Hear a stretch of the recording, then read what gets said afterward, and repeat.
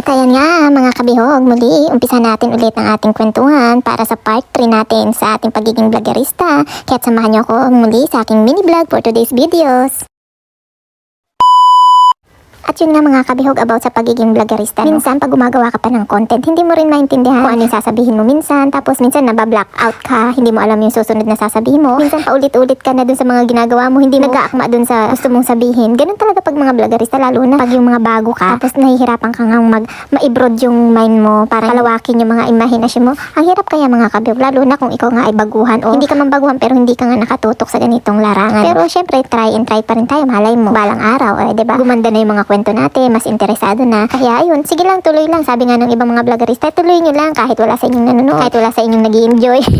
Tuloy lang ang buhay. At minsan nga mga kabihog, mararamdaman mo rin, parang yung aking video, ulit-ulit na lang at doon na lang din. Katulad ng nangyayari nga sa akin. Siyempre, isa lang yung place na aking pinupuntahan, dinadaanan, nilalakaran, loob na 7 araw, ganun at ganun lang. Hindi naman ako napunta ng Malaywan kasi mahirap nga dito magala dahil maraming gastos ang mangyayari pag gumala ka. Siyempre, tipid lang din naman ng lola. Kaya yung video mo, kaya yung content mo, pare-pares na. Depende na nga lang, nagkakatalo na lang dun sa magiging content mo at ikikwento mo. Kaya napakahirap talaga mga kabihog kung paano magkwento at paano gumawa ng giging topic mo. Ayan ang isang struggle talaga ng mga baguhang vloggerista. At isama mo pa mga kabihog na yung cellphone mo ay hindi makikisama. Minsan full story. Katulad na nangyayari din sa akin. Gusto mo gumawa ng marami o makapag-content ka agad araw-araw. Nako, kailangan mo rin maraming edit ang gagawin at maraming upload. Kasi hindi pwedeng mag-stop. Siyempre, tayong mga OFW hindi naman basta-basta makakabili ng bagong cellphone na may malaking storage. Kaya ang mangyayari talaga niyan ay wala, stock ka muna, tambay ka muna hanggang sa sipagin ka ulit.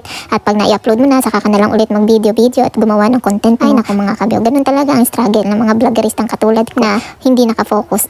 Pero okay lang, pag ganun pa man at least naaliw ako sa ginagawa ko. Minsan may idea ako, minsan wala, minsan sipag na sipag din ako, minsan naman ay nako, sobrang tamad ko pati nga yung mga videos. Kaya lang ayoko lang talaga i-delete it kasi sayang naman, ginawa ko na yan ng ilang buwan tapos i-deleting ko lang ng one time. Nangyayari talaga yung mga kabihog kasi nga minsan wala na akong storage. Minsan mapapakamot ka na lang mga kabihog kasi pag sinusubok ka nga, minsan sipag na sipag ka naman pero wala ka namang choice. Kasi minsan marami kang gagawin, may trabaho ka, meron kang online class, kailangan mo matulog, napuyat kasi nag 24 hours ka, ang daming gagawin. Kaya yun, hindi maisingit. Isa sa mga struggle ng mga OFW pag gusto rin mag-vlog. Kaya ayun.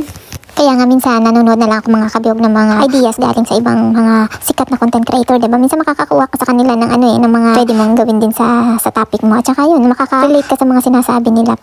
Pero minsan talaga mga kabihog, Diyos ko, pag sinubok ka nga ng pagkakataon na wala ka talagang pagkakataong gumawa, minsan manghihinayang ka rin kasi gusto mo man na may ma-upload ka kahit man lang isang beses sa isang linggo. Hindi talaga mangyayari mga kabihog. Ay nako, ito talagang aking nagiging problema kahit gustuhin ko man siya. Ano pa bang gagawin? Di wala, subok lang ng subok. Sabi nga, wag kang hihinto. Malay mo, balang araw, magbunga din. Ay siya mga kabihog, tama na ang mga kwentong walang kwenta. Masabing matapos ko lang itong vlog na ito.